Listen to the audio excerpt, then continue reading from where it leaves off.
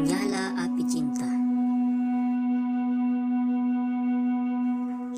Karena menyadari perlunya pendidikan bagi sang anak, Sayyid mempekerjakan seorang terpelajar yang sangat terkenal sebagai guru. Pria ini menjadi kepercayaan banyak orang untuk mengajar keturunan seluruh bangsawan Arab agar mereka mendapatkan kebijaksanaan serta keahlian yang dibutuhkan untuk hidup di daerah gurun. Meskipun anak-anak ini takut pada guru mereka, namun mereka menyadari bahwa inilah saatnya mereka meletakkan seluruh mainan dan mulai membaca buku-buku pelajaran mereka dengan sungguh-sungguh. Kois adalah anak yang rajin dan antusias menerima pelajaran. Ia tak membutuhkan waktu lama untuk dapat mengalahkan teman-temannya dalam setiap mata pelajaran dan membuktikan bahwa ia adalah siswa terbaik yang pernah diajar oleh gurunya. Ia paling unggul dalam pelajaran membaca dan menulis. Begitu ia berbicara, entah dalam bentuk debat atau percakapan sederhana, bibirnya selalu melontarkan kalimat-kalimat bijak dan sangatlah menyenangkan mendengarnya berbicara. Namun tiba-tiba terjadilah sesuatu di luar dugaan. Teman-teman sekelas Kois merupakan keturunan bangsawan dari suku-suku yang berbeda, termasuk juga teman-teman perempuannya. Suatu hari, seorang gadis bergabung dalam kelasnya. Gadis itu memiliki kecantikan yang luar biasa yang membuat Kois dan bocah-bocah lelaki lainnya langsung terpukau. Gadis itu bernama Laila. Diambil dari kata Arab Lail yang berarti malam. Sesuai dengan namanya, rambutnya hitam legam dan di balik rambutnya wajahnya memancarkan kecantikan yang luar biasa. Matanya berwarna gelap, dalam dan bersinar. Bak mata rosa, dan hanya dengan satu kejapan bulu matanya ia dapat meruntuhkan dunia. Bibir mungilnya hanya terbuka untuk mengucapkan kata-kata manis, dan ketika yang lainnya membalas perkataannya, entah dengan kata-kata maupun senyuman, ia akan terlihat malu-malu. Kedua pipinya akan merona merah seolah-olah mawar merah bermekaran pada pipinya yang berwarna putih susu. Bahkan hati yang sedingin es pun akan meleleh tak kala memandang keindahan gadis ini. Namun perasaan Kois muda jauh lebih dalam dibandingkan dengan teman-temannya. Ia telah tenggelam dalam lautan cinta bahkan sebelum ia mengenal arti cinta yang sesungguhnya. Ia telah memberikan hatinya kepada sang gadis bahkan sebelum ia menyadari apa sebenarnya yang ia berikan. Namun Kois tidak sendirian karena Laila pun merasakan hal yang sama. Api telah menyala dalam kedua hati mereka dan api itu saling menerangi satu sama lain. Apakah yang mereka lakukan untuk memadamkan nyala api itu? Tidak, mereka tidak memadamkan nyala api tersebut. Mereka hanyalah anak-anak dan anak-anak hanya dapat menerima apa yang mendatangi mereka tanpa banyak bertanya. Cinta ibarat sang pembawa anggur yang menuangkan minuman di gelas-gelas hingga meluap. Dan anak-anak itu meminum apapun yang dituangkan untuk mereka. Dan tentu saja hal itu membuat mereka mabuk kepayang. Karena mereka tak menyadari betapa kuatnya minuman itu. Sebenarnya, rasa mabuk yang pertama kali dialami selalu menjadi yang terhebat. Jatuh yang mereka rasakan untuk pertama kali selalu menjadi pengalaman yang terberat. Dan patah hati yang dirasakan untuk pertama kali selalu menjadi yang paling menyakitkan. Dan begitulah, mereka melangkah jauh dengan perasaan itu hingga terlambat untuk kembali. Dipesonakan oleh sebuah kekuatan yang asal-usulnya tak mereka ketahui dan kekuatan itu terlalu hebat untuk dapat mereka lawan. Mereka telah meminum habis gelas berisikan minuman cinta siang dan malam. Dan semakin banyak yang mereka minum, semakin kuat ketertarikan mereka satu sama lainnya. Mata mereka menjadi buta dan telinga mereka menjadi tuli di sekolah dan di dunia yang berada di luar kelas mereka. Kois dan Laila telah kehilangan diri mereka dan akhirnya saling menemukan. Orang bilang cinta pertama adalah yang terhebat. dan bahwa kenangan pertama itu takkan pernah hilang. Bagi Kois dan Laila hal ini benar adanya. Begitu besarnya kebahagiaan yang mereka rasakan hingga mereka tak berani mempertanyakannya. Karena mereka takut perasaan itu akan hilang secepat datangnya.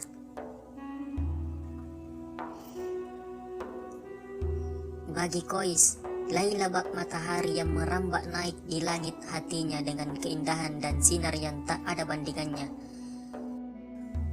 Bocah laki-laki lainnya pun terpukau dan terpesona oleh sinar Laila yang membutakan. Selama pelajaran berlangsung mereka semua memandangnya dan mulut terbuka, hingga sang guru muncul dengan sebuah tongkat kayu dan memukul mereka untuk membuat perhatian mereka kembali kepada pelajaran. Saat pelajaran usai mereka berkeliaran di lorong-lorong dan jalanan kecil di antara kedai-kedai pasar, berharap dapat melihat sang gadis berlesung pipit itu. Dan jika mereka berhasil melihatnya, mereka merasa bak buah delima yang penuh dengan sari buah dan seolah akan meledak dengan sejuta hasrat.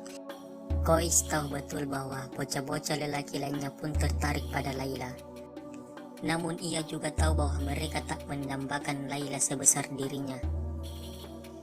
Jadi dia tak memedulikan aksi-aksi jenaka teman-temannya. Namun pada saat yang bersamaan ia juga merasa gelisah akan takdirnya. Ia menyadari bahwa dengan kecantikan Laila yang luar biasa akan selalu datang godaan.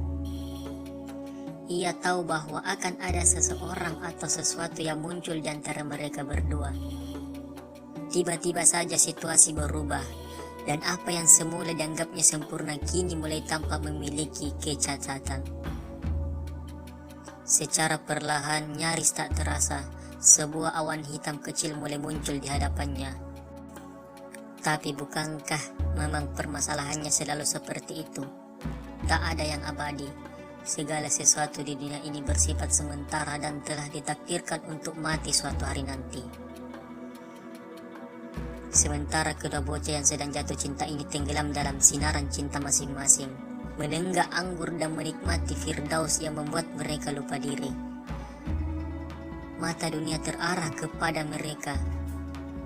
Apakah yang lainnya menyadari apa yang sebenarnya terjadi antara Kois dan Laila? Apakah mereka melihat kedua bocah itu saling mencuri pandang? Dapatkah mereka membaca pertanda itu dan memecahkan tanda-tanda cinta rahasia mengikat hati kedua bocah itu? Siapa saja yang mengetahui hal itu dan seberapa banyakkah yang mereka ketahui? Tak ada yang berkata apapun hingga suatu hari terdengar sebuah suara berucap, "Apakah kau belum mendengar bahwa Kois dan Laila sedang jatuh cinta?" Tak lama kemudian desas-desas itu semakin tersebar di seluruh pelosok kota, dari tenda ke tenda, dari kedai ke kedai. Perlahan kedua bocah yang sedang dilanda cinta itu menyadari betapa butanya mereka selama ini. Semua orang telah melihat mereka berduaan, mendengar mereka berdua saling berbicara, melihat mereka tertawa dan bersembunyi dalam kepompong cinta. Namun hasrat dan kewaspadaan kadangkala saling bercampur aduk, dan mereka tak sanggup menutupinya di hadapan publik. Kewaspadaan bukanlah sebuah rantai bagi hati yang telah terikat oleh kecantikan kekasihnya. Apa yang harus dilakukan oleh Kois? Jiwanya adalah cermin bagi sinar yang dipancarkan oleh Laila.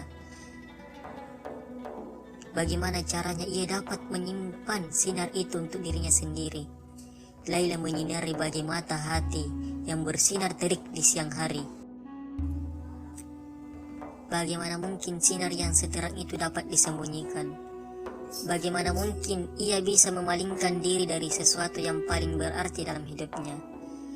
Bahkan dalam waktu sedetik saja, hati Kois bertentangan dengan logika. Dan seberapapun beratnya ia berusaha menyembunyikan cintanya untuk Laila, ia tetap mengalami kegagalan. Bersama Laila, ia merasa sebuah panah cacian yang diluncurkan oleh serbu busur. Namun tanpa Laila, kesedihan menusuk-nusuk jantungnya bagai pisau tajam.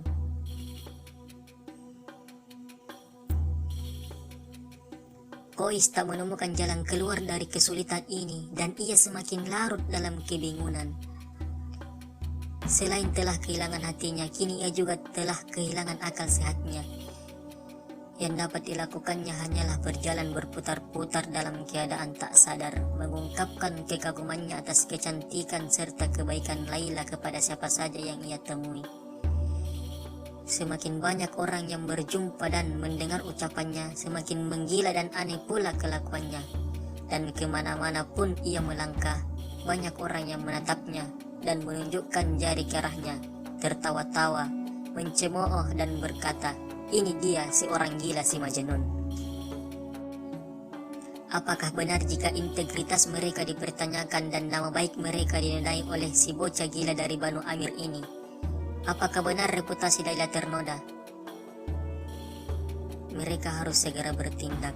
Hal pertama yang mereka lakukan adalah melarang Laila untuk keluar dari tendanya.